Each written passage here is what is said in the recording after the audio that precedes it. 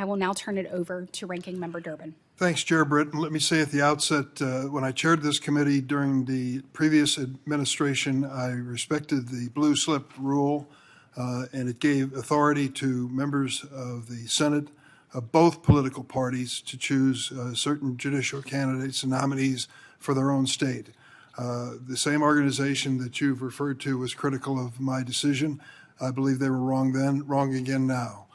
If we can get bipartisan cooperation for the appointment of lifetime judges, we should do it. We need to try to transcend the political divisions which prevail in this country, and it should be start in this committee.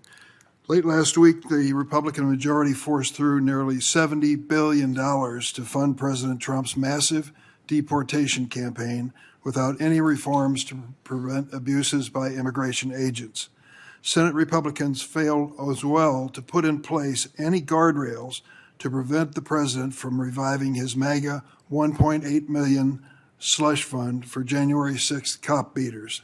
Instead, they are asking us to trust Acting Attorney General Todd Blanche, President's former personal lawyer, when he says the fund is no longer viable. But just days ago, President Trump made his own pronouncement. He renewed his call to create the slush fund. How long do you think it will take Attorney General Blanche, if he is appointed to that position, to do President Trump's bidding? That brings me to today's hearing. The nominees before us are considered for lifetime appointments. Judges are the last line of defense for our Constitution, especially as this administration has weaponized the Justice Department against the American people. Just look at what happened in the last year. Attorney General Pam Bondi was fired after federal judges stepped in and blocked her efforts to advance baseless prosecution against the president's enemies list. Since Todd Blanche became acting Attorney General, he has used the power of the Justice Department to bring flimsy cases against Trump's perceived enemies. In less than a year, the department has brought two vindictive, baseless indictments against former Director James Comey. One will go down in history, the famous Seashell prosecution.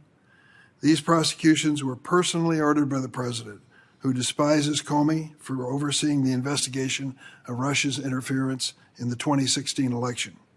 The Justice Department also brought a paper-thin indictment against the Southern Poverty Law Center, a civil rights organization that has a long history of exposing violent, white supremacist extremists who are allied with those in the White House.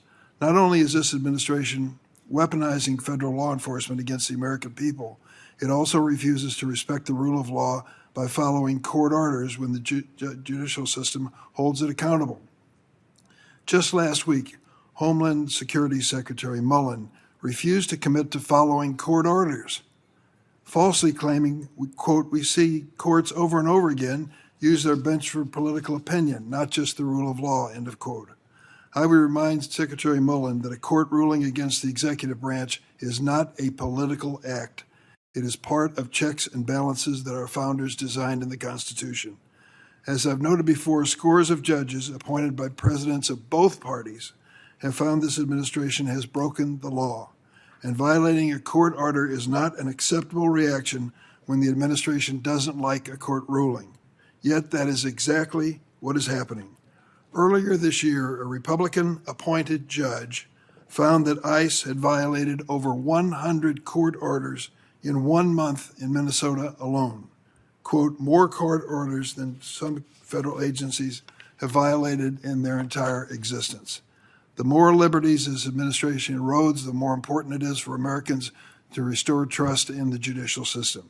That is why we need a judiciary that's not only fair and impartial, but one that rules without fear or favor.